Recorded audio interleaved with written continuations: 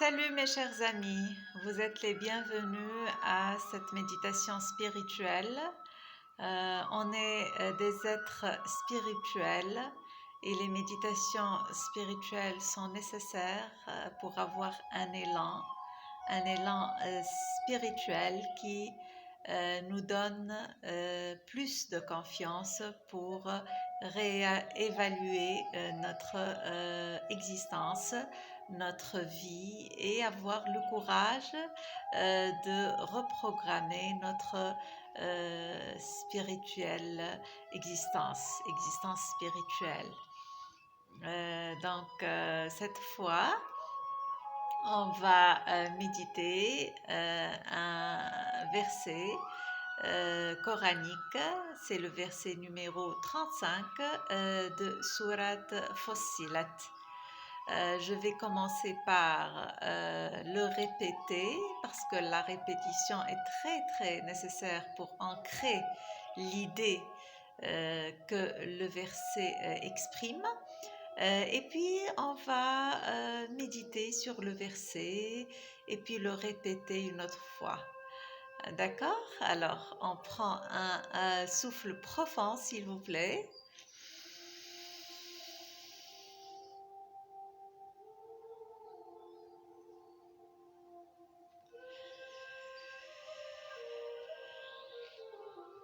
Alhamdulillah. Bismillahirrahmanirrahim. Ce privilège n'est donné qu'à ceux qui sont patients et il n'est donné qu'aux possesseurs d'une chance infinie. Ce privilège n'est donné qu'à ceux qui sont patients et il n'est donné qu'aux possesseurs d'une chance infinie. Ce privilège n'est donné qu'à ceux qui sont patients et il n'est donné qu'aux possesseurs d'une chance infinie. Ce privilège n'est donné qu'à ceux qui sont patients et il n'est donné qu'aux possesseurs d'une chance infinie. Sadaqallahu Mawlana al-Azim. Donc, qu'est-ce que ça veut dire ce privilège? Ce ici réfère à quoi? Alors, la référence se trouve dans le verset précédent, numéro 34. Je vais le lire, d'accord? La bonne action et la mauvaise ne sont pas pareilles. Repousse le mal par ce qui est meilleur, et voilà que celui avec qui tu avais une animosité devient tel un ami chaleureux. Donc, ce privilège, c'est le privilège de repousser le mal par ce qui est meilleur, c'est ça. Ce qui est meilleur, c'est un privilège. Pourquoi? Parce que quand on repousse le mal par le bien, le meilleur, qu'est-ce que ça veut dire le meilleur? La bonne chose, les bonnes actions, les bonnes pensées, les bonnes intentions, les bons sentiments. Donc, le privilège de pouvoir faire ça. Qu'est-ce que ça veut dire pouvoir faire ça, repousser le mal par ce qui est meilleur? Par exemple, à vrai dire, ce qui est mal toujours vient de l'extérieur, ne vient pas de notre âme et vient des moi des autres, de votre moi. Vous pouvez même faire mal à vous-même, à votre âme, Et c'est qui fait ce mal? C'est votre moi, le moi logique et le moi social. Et tout le mal qui nous vient, c'est du moi. Notre moi ou bien le moi des autres. Hein? Quand les autres nous font du mal, ça émane pas de leur âme, ça émane de leur moi. Hein? Aimer le moi, c'est être égoïste, comme on dit. C'est toujours chercher à satisfaire comme les choses sociales, hein, vos, vos intentions sociales et logiques et ce que disent les autres et ce que vous voulez faire dans la vie. Vous vous situez dans un plan compétitif avec les autres. Et c'est stressant, ça. Hein.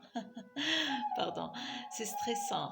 C'est à cause du stress. Quand vous toujours vous voulez avoir comme utiliser les autres pour euh, parvenir à réaliser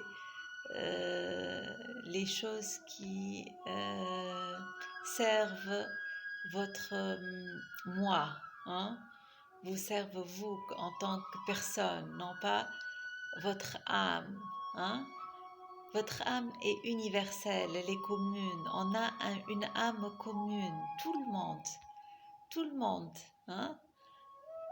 Euh, c'est pas lié à votre situation géographique ou sociale. L'âme, c'est universel, ça vient de Dieu. Dieu, quand il nous a créés, il nous a donné son âme, comme c'est dit au Coran. Donc, on a une âme commune. Et le mal que vous pouvez avoir, ça émane non pas de l'âme des autres, mais de leur moi. Donc, par exemple, si quelqu'un vous traite mal, ou bien, comme, par exemple, il dit quelque chose de mal, ou bien des intentions qui sont pas bien, ou bien même un regard, il peut faire mal. Donc, ça, il faut pas réagir. C'est ça ce qui est entendu par repousser le mal par ce qui est meilleur. Il ne faut pas réagir, il faut répondre. Et il y a une grande différence entre les deux. À vrai dire, on est programmé dans la société de réagir. On réagit. Par exemple, quelqu'un euh, vous dise quelque chose, vous dit quelque chose de mal, hein, vous traite d'une façon mauvaise, vous avez tendance à réagir, à penser de lui négativement ou bien à répéter ce qu'il a fait, réagir. Et ça, c'est pas bien. Ça, c'est pas bien. Même dans les relations politiques, un pays fait mal à un autre, l'autre réagit par la guerre, par exemple, ou bien par l'embargo, etc. Ça, c'est pas bien parce que si vous réagissez, vous entrez dans la loi karmique de la personne qui vous avez fait du mal, et puis vous allez trouver du mal dans votre vie. C'est pourquoi il faut reprogrammer notre existence spirituelle et s'entraîner à répondre aux gens. Comment répondre? C'est quand vous vous exprimez de votre âme, vous vous inspirez, pardon, de votre âme. Hein, ne réagissez pas. Quelqu'un vous dise ah, vous n'êtes pas généreux, par exemple. Alors vous lui dites merci. Je ne comprends pas pourquoi vous dites ça, mais merci, ça va. Et puis au fond de vous-même, vous l'inversez. Vous dites ah, il m'a dit que je suis très généreuse ou généreux. Hein? Oh, il est très bien, il est quelqu'un de bien. Alors, c'est ça la magie de l'imagination. Euh, Dieu nous a donné des skills, des choses qui sont très très intéressantes, hein, qui nous rendent des êtres humains. Notre âme est pleine de capacités et d'aptitudes comme l'imagination, l'intention, l'intuition, la volonté, la raison, hein, et surtout l'imagination, la perception. Alors quand on emploie notre imagination ici pour inverser le mal, même au fond de vous, hein, les gens ont tendance à repousser le mal de façon brutale. Ils veulent par exemple protester ou bien considérer ça comme unfair, injuste. Et ça, c'est pas bien. Même, est-ce que vous connaissez Buckminster Fuller? C'est un grand architecte et scientifique américain. Et j'aime beaucoup quand il a dit, euh, je vais expliquer en français, je vais dire en anglais ce qu'il a dit. You never change anything by fighting existing reality. To change something, you must build a new model that makes the existence model absolute. Ça veut dire que ça veut dire que les choses qui vont mal dans la vie, on les change pas par les combattre ou protester contre ça, mais on les change quand on construit un nouveau modèle, hein? Un nouveau modèle.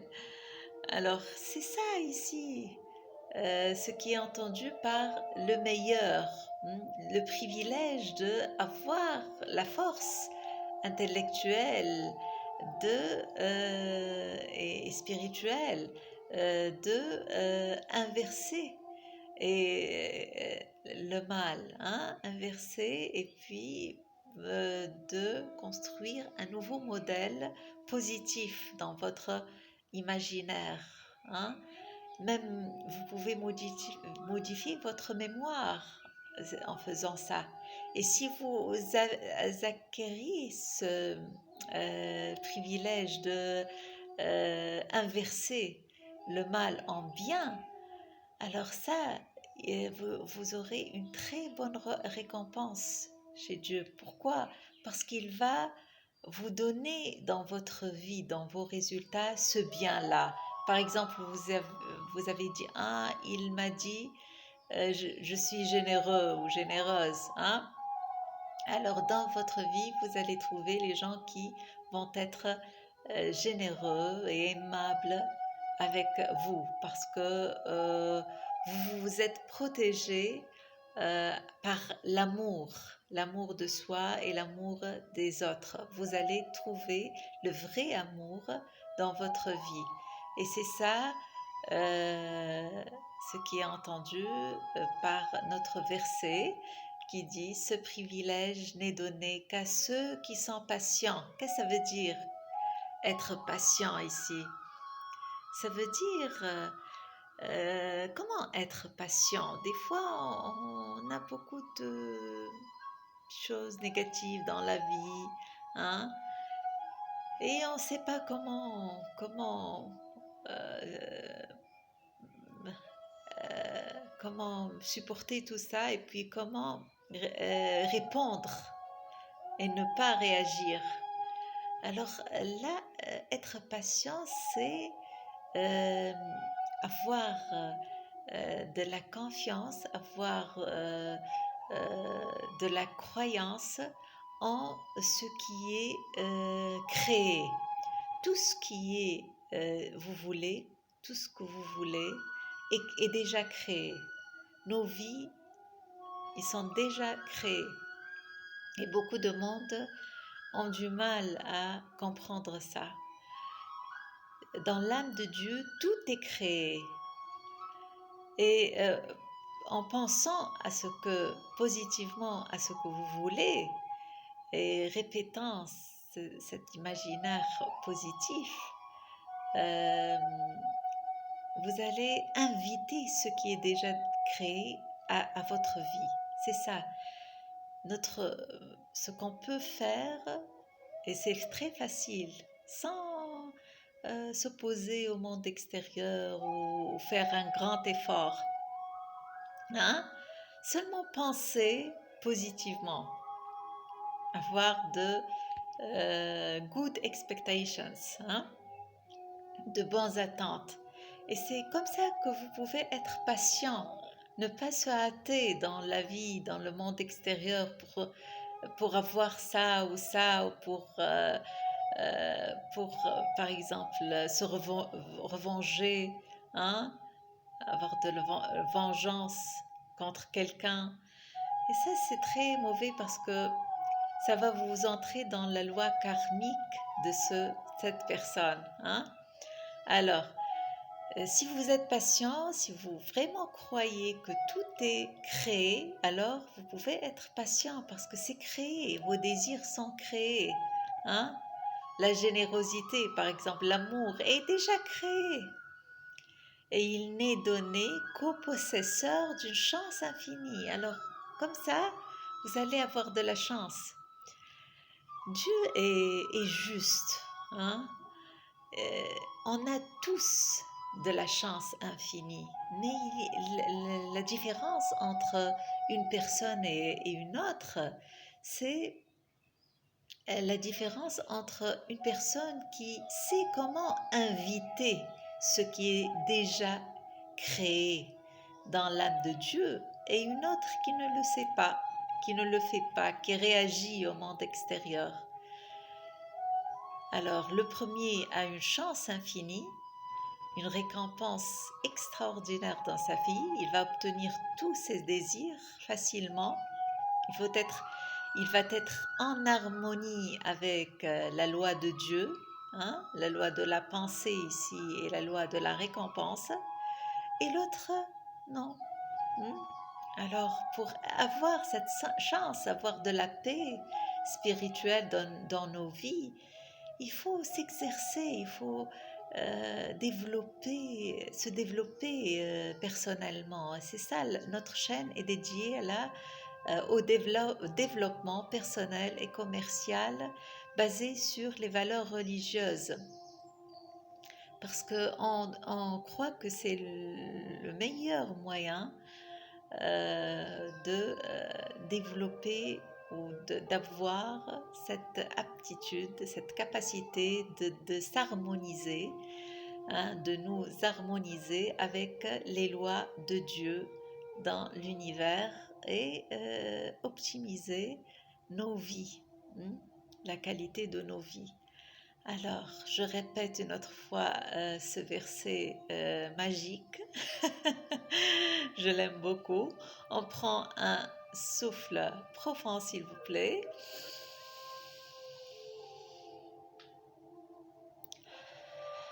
Alhamdoulilah. Ce privilège n'est donné qu'à ceux qui sont patients et il n'est donné qu'aux possesseurs d'une chance infinie. Ce privilège n'est donné qu'à ceux qui sont patients et n'est donné qu'aux possesseurs d'une chance infinie. Ce privilège n'est donné qu'à ceux qui sont patients et il n'est donné qu'aux possesseurs d'une chance infinie. Ce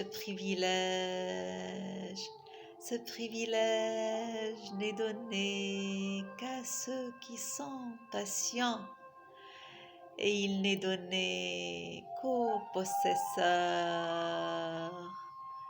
d'une chance infinie. Dieu merci pour ce verset très sage. Merci à vous, chers amis. et à la prochaine, Inch'Allah. Merci.